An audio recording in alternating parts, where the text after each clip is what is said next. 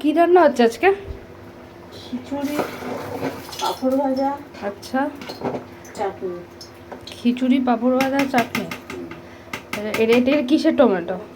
এটা খিচুড়ি? বৃষ্টি পড়লেই খিচুড়ি? আর একটা বাঙালির খাবার।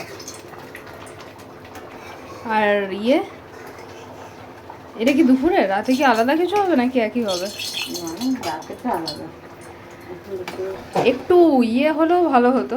বেশি না না, আরে ডিম ভাজা।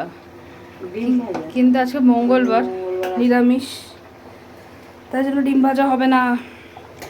আপাতত খিচুড়ি রান্না চলছে, দেখো টকবক করে ফুটছে। আর এটাতে হচ্ছে চাটনি,